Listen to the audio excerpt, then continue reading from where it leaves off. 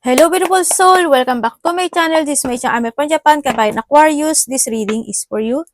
Tingnan natin ang iyong first half ng April 2026. Maraming salamat muna sa mga subscriber, new subscriber, cross-watcher, at sa mga bagong pasok dyan. Welcome na welcome kayo sa bahay ni Ate Aimee. Salamat din sa nakataba na puso ninyong mga comments at sa mga nagpa-personal reading. Marami pong salamat. Kung gusto niyo na energy niyo lang talaga, ang gusto niyo makuha natin, all the details is in description below. Pakicheck na lang. General reading tayo, kunin mo lang sa'yo at itapon ang hindi naman talaga sa'yo. Maaring vice versa. Energy mo, energy ng person mo, energy ng malapit sa puso mo, nangyayari, or mangyayari pa lang. Use your own intuition, lawakan nyo inyong isipan, ano man ang gender mo, ano man ang edad mo, wala sa baraha ang kapalaran ng tao, kayo pa rin ang makapagpapabago nito. Gawin yung guide, yung mga warning, hindi yung negative, warning yun, para magkaroon din kayo ng idea, action, change of decision, mga pwedeng maiwasan, o kung ano pa. Pero kung gusto mo na positive reading lang, sorry, baka hindi mo magustuhan, ano? Basta i-analyze nyo lang to, makakatulong to sa inyo para magkaroon kayo ng positive outcome in life. Aquarius, celebration, fun, and enjoyment. Pwede magkakaroon ng mga union, celebration, may mga isa-celebrate situation, may mga enjoyment na magaganap o mangyayari sa iba sa inyo. Warning, kung may problema ka ngayon, may mga sa darating na future, ganun din. May mga parating pa na problema sa iyo. Kumbaga, kung may problema ka na ngayon, huwag mo nang dagdagan, no? Para hindi magpatong-patong yan. Kumbaga, parang nahado sa point of warning, you need to learn from the past situation, Aquarius, di ba? Medyo maging kalma ka. Huwag pabigla-bigla, wag maging impulsive, nahado sa point na yun, ano? Sa iba, sa inyo. Pay attention to your work, ha? Dito sa situation mo. O kaya by this April 1st talaga, magpe-pay attention ka na sa mga papers and documents if ever na meron, sa mga i-workout mo, sa mga aayusin mo, sa mga kukumpunihin mo, sa mga situation mo in life, kung saan aspekto ng buhay mo yan. Mag-ingat ka rin when it comes to your finger or someone who's connected sa'yo kasi nandito si tankard, no? Pwede ba mga maipit, matusok, mahiwa, wag naman sana maputol, ganyan, mamanihid, ano yun, maganon, ano pa, basta kung anong mangyari, basta you need to be very careful. Pwede na may manduro sa'yo, no? Sa iba sa inyo. Or maybe this is you. A sincere wish will be granted. Andun nga yung situation na to, no? Medyo may mga mahirap na sitwasyon na pinagdadaanan o pagdadaanan mo. Total nga, sabi ko sa'yo, sa ngayon at sa mga susunod is may darating pa. Pero kung talaga magiging sincere ka, at hindi ka magiging, kasi di ba pag nag-ano ka ng sinulid sa ano dito sa needle, di ba medyo mabagal siya. Ibig sabihin, huwag ka masyado magiging impulsive doon, huwag pa bigla-bigla. Ibig sabihin, kailangan dahan-dahan para ma-bullseye mo o malagay mo siya, di ba? Ganun din sa life, ganun. Kumbaga, you need to learn from the past situation.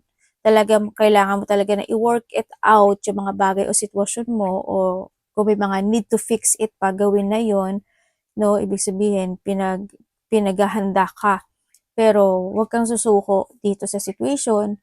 Yan, maging sincere ka lang talaga, no? Lahat ng wish mo magagranted. Lahat ng pangarap mo talaga magagranted dito sa situation mo. As long you are sincere. Minsan kasi sinasabi natin, sincere naman ako pero hindi.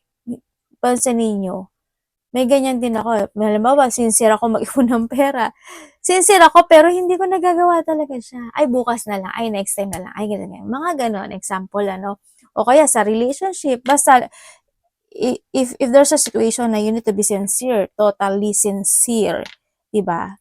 Ganyan. Paghahanda rin yan, ang nakikita ko dito. And, opportunity or windfall. Bili ka ba kayo sa carrots? O nagtatanim kayo ng carrots? What comes dito is, yes, marami opportunity na darating sa'yo kasi maraming dahon. Ibig sabihin, pagdating kay needle, tsaka pagdating kay finger, tsaka kay tankard, tsaka kay desk, ibig sabihin is, nasa sa iyo ang paglago mo. No, nasa yung mga kamay yung paglago mo. Ibig sabihin, it's up to you to make it happen lang talaga sa nakikita ko sa'yo dito. Kaya, mag-focus ka lang talaga, no, sa mga tatrabahuhin o gagawin mo o aayusin mo this time. Yan. may mga opportunity na darating sa'yo, maaring malaki man o maliit yan, pwedeng maipapadala si universe because of that opportunity. Tapos, iyon siya ang magpapadala at ibibigay sa'yo. Pwedeng nandun sa point na yun. Maraming klase ang opportunity ha. Hindi lang dahil yan sa pera, sa trabaho. Pwede sa mga opportunity na halimbawa yung yung kakilala mo, inaya ka. Labas tayo, ganyan-ganyan, travel tayo, sagot ko. O kaya labas tayo, ganyan-ganyan, sagot ko, ako magbabayad. That also opportunity in life, ano? Ibig sabihin, pinadala sa'yo ni universe yun, tao na yon o yung opportunity na yon para mag-relax ka, para makakita ka na ma-refresh ka or makakita ka ng ibang situation in life na pwedeng makakita ka ng idea kung paano ka palalo lalago, di ba, na hando sa point na yon. Kaya wag niyong pakawala yung mga opportunity na darating sa buhay niyo. And the personal strength and peace that assure success. Tamo, this is a sun. Diba? Ibig sabihin, hope. Diba? Huwag ka mawala ng pag-asa. Maraming obstacle na darating sa buhay mo. Sa ngayon at sa mga darating pa. Ibig sabihin, kailangan lang dito is sincerity. Sincerity. Bisaya si ate. Sincerity lang talaga ang kailangan dito and they will assure na magsasucceed. Huwag kang kumawala ng pag-asa. Always need a hope. Kumbaga nando sa point na yun, no? Yan. Tabi natin tong dalawa na to. You will taken care of a difficult time. Yan, may mga difficult time situation. Siguro, parang ano lang yan, parang, halimbawa, sa relationship, sa mga papers and documents, sa trabaho mo, mahirap man siya. Yan, may mga mahihirap na sitwasyon na kailangan mong tutukan talaga, no, yung situation. Pero wag kang namang masyado ma-stress. Kumbaga, tutukan mo siya para mas maging maayos siya. Kasi dito, wag kang susuko with comes the ballet, no, ang nakikita ko dito sa iyo. Pwede when it comes sa health issue, if there's a health issue related, relationship, pera, negosyo, trabaho, gano'n, no, ganyan. Ang nakikita ko sa iyo dito. Meron kayong ganito, meron kayong tungkod, ganyan. Mahilig ba kayo magtanim? Iba sa inyo mahilig magtanim, ano? Yun ang nakikita ko dito is may mga pagdadaanan daw na syempre, natural na kasi sa buhay yan no? Kasama na yan. Maaaring ito is temporary lang din, yung mga temporary situation, o kaya is, halimbawa, yung mga temporary opportunity na darating sa'yo, tapos palalakpasin mo lang. Oh my God, di ba? Sayang lang din. Sayang naman, di ba? Pero nasa iyo pa rin yan. It's up to you talaga yung sitwasyon na yan. O mga iba dito, temporary na mga difficult time by this April, ganyan. Pero pang temporary lang yun. At maayos din yun. Kasi andito basta wag kang mawala ng pag-asa, no? Sa situation mo and excitement, may mga excitement situation. Ako nakikita sa'yo, pwedeng ikaka-excite mo yon, pwedeng may ipapadala sa'yo para maramdaman mo excitement na yon, pwedeng sa mga opportunity na darating sa buhay mo, idea, opportunity, mga ganyan. Mga kahit na maliliit na successful in life, kasi also there's a successful, yun, pwedeng doon yung magiging excitement ka. O kaya may mga parties event talaga or mga fun celebration situation happen by this April. Tingnan natin ang iyong energy.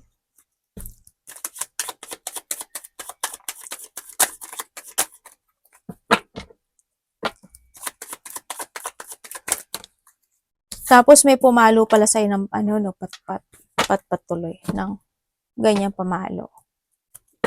Energy mo.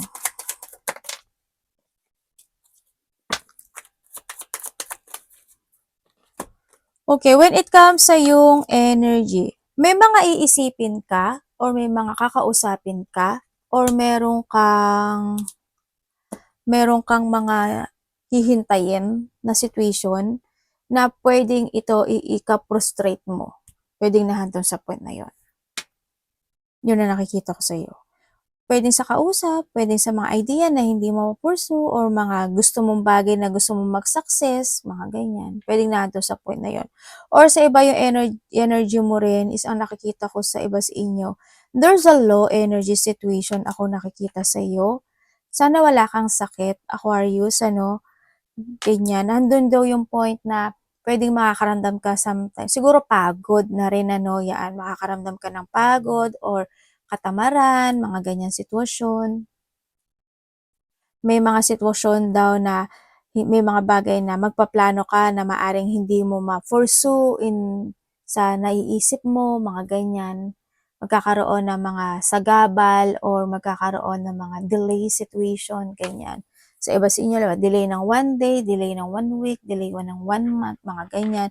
Or sa iba sa inyo is paghihintay. Maaring may mga hihintayin kayo ng situation, ganyan. Andun yung point din na ano ito sana hindi lahat. Stagnant. Ganyan, maaring nandun po ito mga stress and anxiety situation. Yun ang nakikita ko dito. Sana wag naman. Sana wag naman, ano? Sa ako nakikita dito. Sana hindi kayo lahat.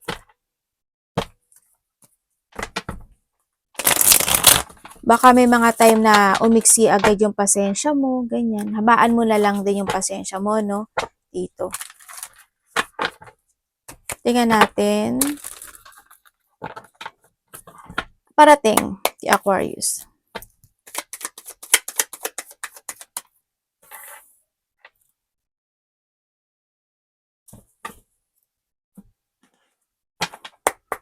Parating po.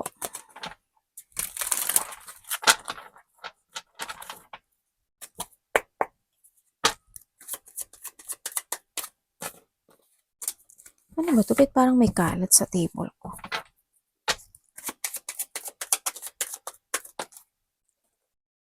Okay, paratings, may have the magician, no? Oh, ba't ang daming tao? Meron kang sitwasyon na hindi nakikita o hindi mo aasahan darating siya. Ikakagulat, ikakabigla, or kakashock mo ito. As in. Pero ang daming tao. Ha? Teka lang, teka lang, teka lang.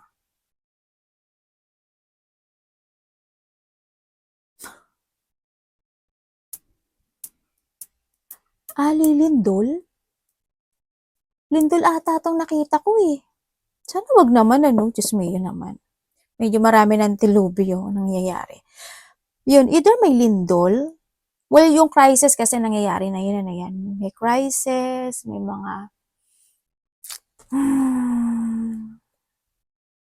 basta meron ka ikakagulat, ikakashock, ikapabigla, o basta expect the unexpected.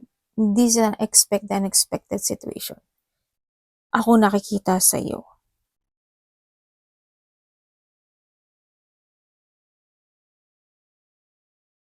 Mangyayari siya ng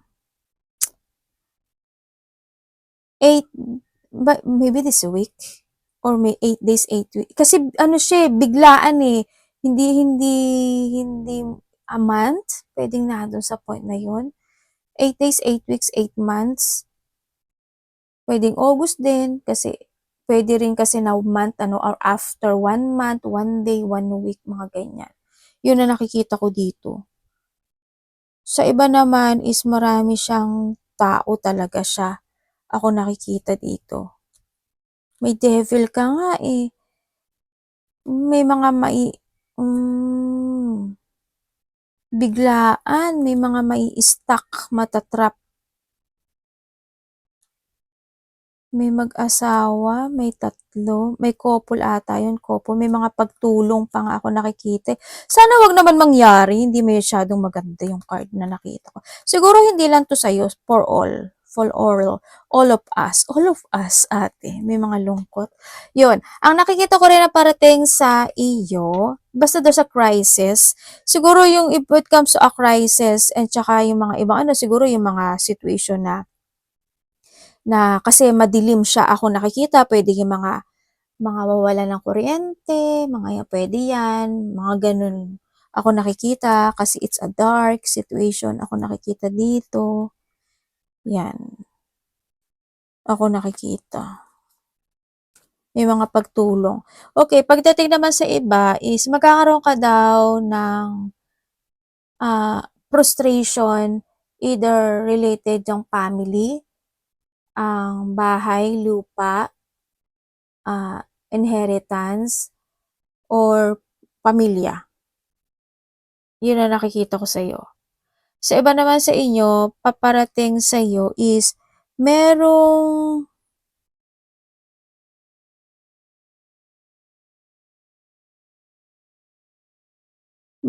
ano 'to? May bata? May bata akong nakikita, eh.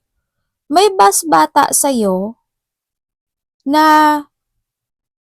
hindi ko alam kung may magbibigay ka or meron siya ipapabili sa'yo or may hihingin sa'yo. Yun ang sabi niya. Ako nakita, mas bata 'to sa'yo. And then also, ang parating din sa iyo is, yun nga, iba sa inyo is siguro may mga travel situation, malayo man o malapit. Baka yung bata na yun, sasabihin niya is travel o kaya yung bata na yun ang pauwi o parating o ikaw sa kanya, pwedeng nandun sa point. Kasi meron din coming home ako na nakikita sa iyo, no? Ganun, magkakaroon ng mga celebration in some aspect of your life. Kaya nandito rin si celebration, di ba? Ganyan, si celebration o kaya mga excitement situation. May mga union of family unity, reunion, close relationship, mga surprise parties, event, pwedeng nandun sa point na yun. Ako nakikita dito, yun. Pero bakit kaya may ano dito, merong abusadong tao? May tao na mga nag-aabuso sa'yo, aabusuduhin ka. Huwag ka masyadong mabait. Ginawang masama si Aquarius eh. Hindi ko naman, hindi naman. Huwag naman. Huwag ka lang magpaabuso, baluga. Sorry. Huwag ka lang magpaabuso. Masyado kasi mabait. Alam mo naman na ikaw. Alam ko naman na mabait ka, pero huwag masyado. Ha, ingat-ingat lang din. Yan, yun na nakikita ko din. Yung iba dito, meron din ako dito nakikita na pabago-bago yung isip, ganyan. O kaya is, may sitwasyon na naumpisahan na hindi nagtapos eh. Yan ang nakita ko. May sitwasyon na gano'n. Parang siguro may ginawa ka o may nangyaring sitwasyon na hindi nagtapos in a good way, hindi natapos hanggang huli, mga gano'n. Yun ang nakikita ko dito. Or hindi pa tapos.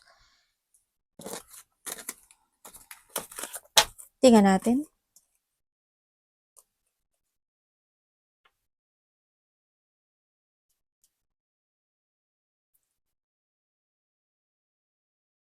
Parang may nakita kasi ako kanina sa ano eh.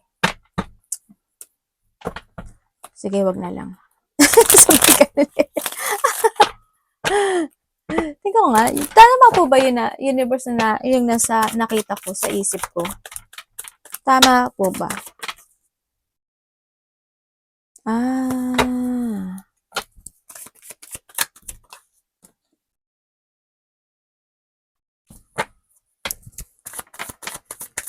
Ano yun? Hindi ko lang alam dito sa sitwasyon kung may nakulong or may tao na makukulong or may tao na na-trap siya or na-stuck siya sa sitwasyon. Pwedeng nandun sa point na yun. Yun na nakita ko kanina. May ganun. Hindi ko alam in what way yung sitwasyon na yun. Ipasok mo yung sarili mo. Dapat iwasan ni Aquarius. Ikaw or someone who's connected sa'yo kasi may nakita rin akong family, diba?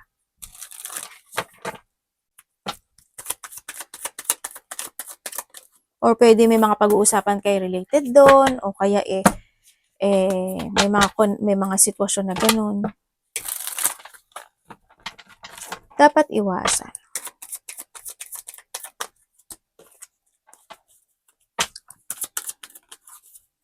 Okay, dapat mong iwasan, Aquarius. Syempre, iwasan mo yung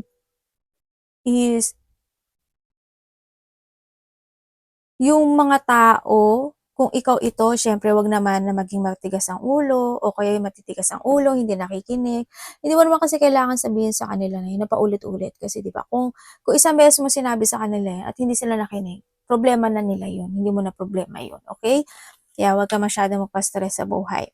Kaya iwasan mo rin yung lungkot, ma-feeling lost ka, ganyan, yung hindi ka maghigpit, ganyan, and also is iwasan mo panghinaan ka ng loob, iwasan mo na hindi ka mag-focus sa sarili mo, alagaan yung sarili mo. mahalin yung sarili mo, syempre, tandaan mo you are value or you are worthy. And syempre, yung hinaan mo tuloy. Iwasan mo yung hindi mo pagpursigihan o aksyonan or handun yung point na you need to keep fighting kasi, no? When it come in some aspect of your life para mag-success yon o kaya is kailangan mo talaga magkaroon ng renewal when it comes to yourself. If there's a situation talaga na kailangan i-develop, i-renew, gawin mo yon, no? Sa iba sa inyo, you need to put a guard when it comes sa sarili mo din. Kumbaga, sa nakikita ko sa ito, putting a guard. Hindi, wag masyadong, hindi ko naman sinabi maging close ka. Pero sabi ko nga sa'yo, maghigpit ka, di ba? Kung saan aspeto ng buhay mo yan, iniinom, kinakain, sa mga tao, sa paligid mo, in any situation, putting a guard sa sarili kung kinakailangan, no? Yun ang nakikita ko sa dito. Tingnan natin ang love. Kamusta po ang love ni Aquarius? Kapatid, anak, magulang, karelasyon, kaibigan, pamilya. Love. Iba dito, family lumalabas.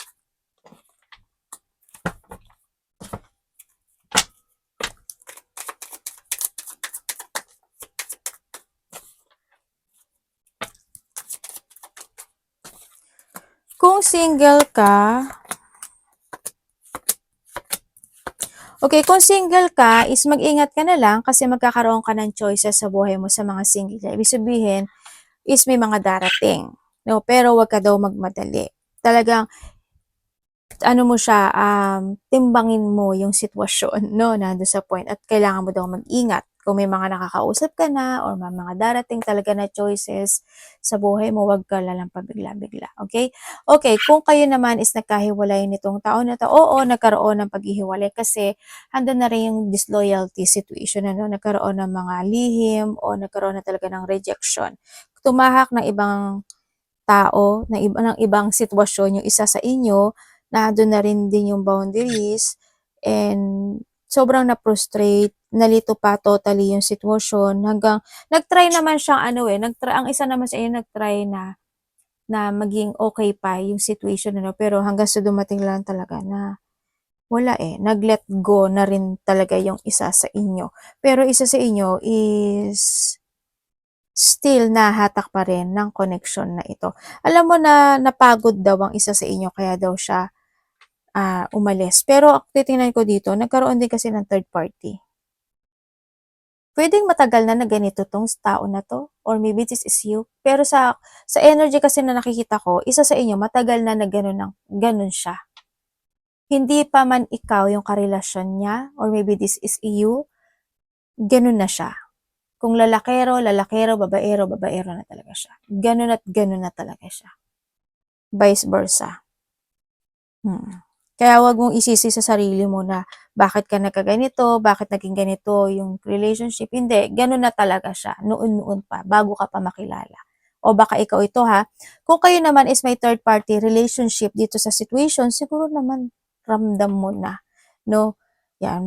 May mga time lang din na bumawi-bawi. Kumbaga isa na lang siguro sa inyo is hindi na lang din makaalis sa sitwasyon. Kumbaga na doon sa point na pilit na pinaninindigan, sunod-sunod, kumbaga na, pero nasa iyo to, no, it's your choices, no? Sabi dito, it's your choices. Tandaan mo palagi, the choices is always available is in yours. Kung nararamdaman mo, huwag ka na maghintay ng sign kasi nakikita mo na naman yung sign, di ba? Pero kung nasa iyo, it's up to you, no? Pagdating sa mga may third party relationship dyan. Yun ang nakikita ko dito. Aware ka naman, nagkakaroon ka lang ng doubt. Oo, nakakapagod. Pero nasa sa'yo naman to Baka nga minsan napapanaginip. Alam mo actually nakikita mo yung mga sign dito sa situation or nakakita ka na ng red flag pero ini-ignore mo lang siguro o baka naghihintay ka pa lang talaga. Diba? Nagiging on and off yung action kasi. Pero it's up to you. Nasa alam mo gagawin mo. Kung mahal ka, hindi. Siyempre, hindi ka niya mahal. Kung wala kayong third party relationship, isa sa inyo is tahimik lang din. pero ang daming tumatakbo na questioning sa sarili niya, ano, pagdating dito sa sitwasyon. Giving naman yung isa sa inyo, yun nga lang siguro hindi ko alam in what way, pwedeng busy-busyhan yung isa or busy ikaw, nando sa point na yun. Pero may mga time daw na darating na makakaramdam ka sa kanya ng frustration or pwede may mga pagdadaanan na frustration when it come in this connection. Pwedeng sa pera, pwedeng mga sitwasyon na paulit-ulit na nagaganap o nangyari sa connection na ito, pwedeng nahandun sa point na yon. Yun na nakikita ko. Pwede iba sa inyo LDR, ano? Kung sa nakikita ko dito, kasi isa sa inyo, hindi ko lang alam kung ikaw ito or siya, isa sa inyo is hindi ganon katotoo, no? Siguro, halimbawa, pwede kasi kung wala naman third party, halimbawa, is hindi siya nagiging totoo, pwedeng sa sarili niya, or pwedeng sa inyong connection, or ikaw ito, ganun. May mga time na nagsisinungaling siya. Ganun. Pwedeng, marami kasing pwedeng magsinungaling, di ba? Pwedeng ayaw kitang masaktan, kaya ililihim ko na lang. Pwedeng nandun sa point na yon. Yun ang nakikita ko dito. Yun. Or sa iba naman sa inyo is, may marireceive ka daw sa kanya, or ikaw ito sa kanya. There's an offering situation kasi ako nakikita. Pwedeng both of you, ganyan. May offer ako nakikita. Yun ang nakikita ko dito. Tingnan natin. Your money. Kamusta naman po yung money ni Aquarius? Money ni Aquarius, please show me.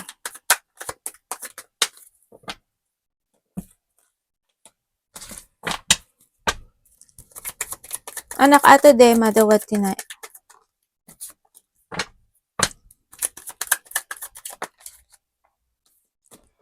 The Tower. Okay. At, choto mate. Okay, pagdating sa yung money. Pagdating sa money mo, you value your money, no? Pagdating sa iyo. Talagang ginagawa mo yung lahat pagdating sa money mo para mas maging okay. Money and trabaho to para mas maging okay. Kumbaga nandun sa point of your starting fresh when it comes to your money. Siguro nandun sa, siguro mga in the past situation, hindi naging maganda masyado yung pera mo, no? Yung takbo ng kaperahan mo, takbo ng trabaho mo or negosyo mo man yan. Yan, yung mga cycle ng pera, hindi naging maganda. And this time, you're starting again, ano, sa nakikita ko sa iyo dito. Parang mas nagiging, ano ka na ngayon, nagiging more on wise na, mas more mo na siyang, alam ko naman you value your money, totally. Sa nakita ko. Sa ngayon, mas binavalue mo na siya ngayon sa nakita ko. Pero, may tao daw na makipag-communicate sa iyo pagdating sa pera. Pwedeng hihingi siya ng tulong or tutulungan mo siya. Mga ganun. Dito sa sitwasyon. Sa iba sa inyo, baka may mga bago na kayong trabaho, mga you have an idea to pursue, mga ganyan. Yan ang sabi dito. May mga sitwasyon na gusto mo nang maumpisahan, gusto mo nang mangyari, gusto mo nang maganap, mga ganun.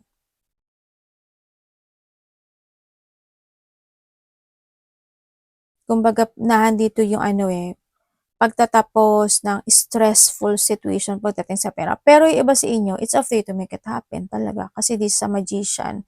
Sa iba, kailangan mo na talaga na, na simulan ng muli. Kumbaga, isipin mo na talagang maigi, no, yung management ng pera mo. Pero magkakaroon ka ng connection sa isang tao related ang pera. Pwedeng mas bata to sa'yo. Sa iba sa inyo. Pero, kasi baliktad ano, pwede ring mas matanda sa iba, pwedeng magulang, mga ganyan. Sa iba bata, mas bata. Yun. Hindi ko alam kung hihingi siya ng tulong sa iyo, but there's a communication related to your money. Or pwedeng may marireceive ka sa kanya. Vice versa. Arigato, namaste, God bless.